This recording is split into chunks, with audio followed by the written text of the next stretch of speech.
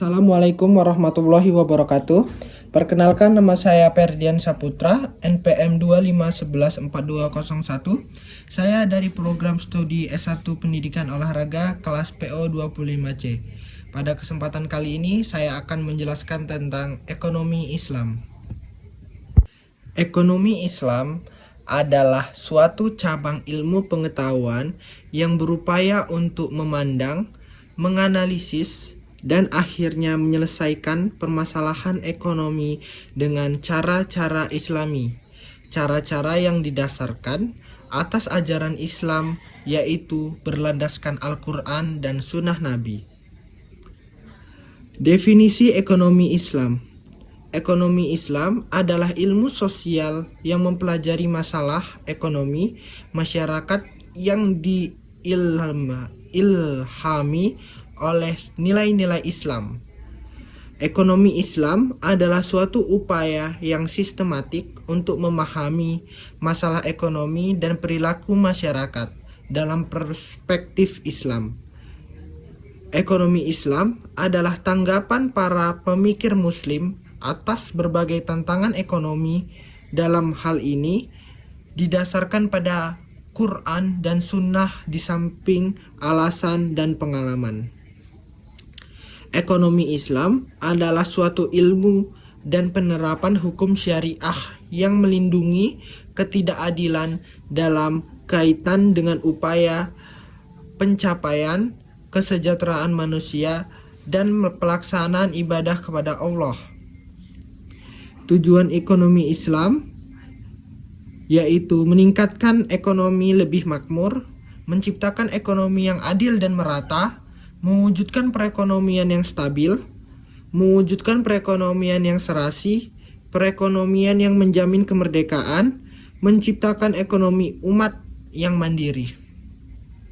Prinsip atau nilai dasar ekonomi Islam: tauhid, keadilan, kenabian, ma'ad, sidik, amanah, fatonah, tablik.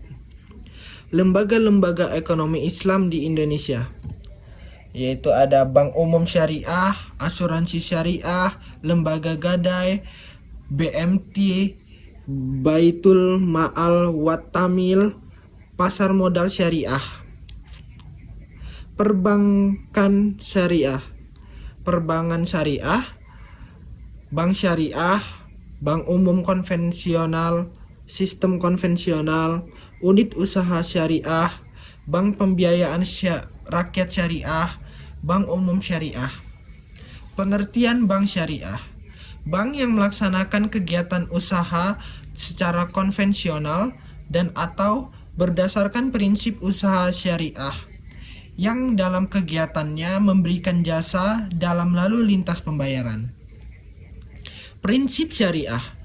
Pasal 1 Butir 13 Undang-Undang No. 10 Tahun 1998. Prinsip syariah adalah aturan perjanjian berdasarkan hukum Islam antara bank dan pihak lain untuk penyimpanan dana atau pembiayaan kegiatan usaha atau kegiatan lainnya yang dinyatakan sesuai dengan syariah. 5 prinsip bank syariah. Prinsip bagi hasil, prinsip penyertaan modal, prinsip jual beli barang dengan memperoleh keuntungan, pembiayaan barang modal berdasarkan prinsip sewa murni tanpa pilihan, pilihan pemindahan kepemilikan atas barang yang disewa dari pihak bank oleh pihak lain. Peran bank syariah. Bank syariah turut berperan dalam menunjang pembangunan ekonomi bangsa Indonesia, terutama melalui upaya peningkatan peranan pengusaha muslim dalam perekonomian nasional dan bertindak sebagai katalisor sebagai pengembangan lembaga-lembaga keuangan syariah di Indonesia. Kajian terhadap asuransi. Definisi pegadaian syariah. menjadikan suatu benda berharga dalam pandangan syarah sebagai jaminan hutang dengan kemungkinan hutang tersebut bisa dilunasi dengan barang tersebut atau sebagainya. Pengertian Baitul Mal wa Ta'mil. Menurut Hosen dan Hasan Ali, BMT adalah lembaga keuangan mikro yang dioperasikan dengan prinsip bagi hasil syariah, menumbuh kembangkan bisnis usaha mikro dan kecil dalam rangka mengangkat derajat dan martabat serta membela kepentingan kaum fakir miskin. Ditumbuhkan atas dasar prakarsa dan modal awal dari tokoh-tokoh masyarakat setempat dengan berlandaskan pada sistem ekonomi yang salam, yaitu keselamatan, berintikan keadilan, kedamaian, dan kesejahteraan. Menurut Heri Sudarsono 2007, BMT yaitu lembaga yang mengarah pada usaha-usaha pengumpulan dan penyaluran dana yang non-profit seperti halnya zakat, infak, dan sedekah.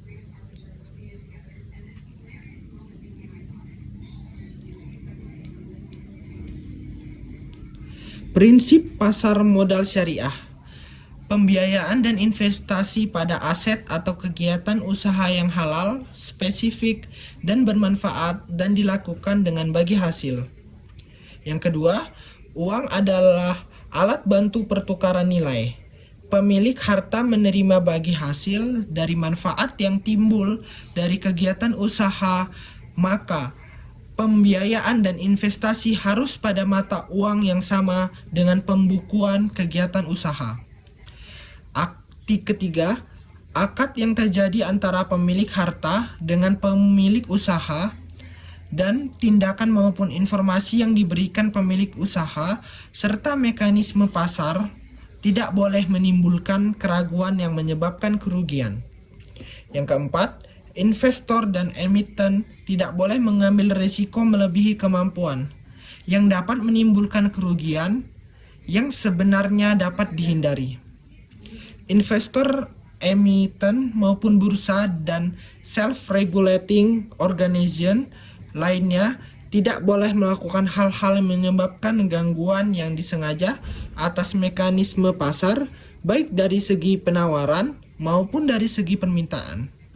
Sekian dari saya akhiri. Wassalamualaikum warahmatullahi wabarakatuh.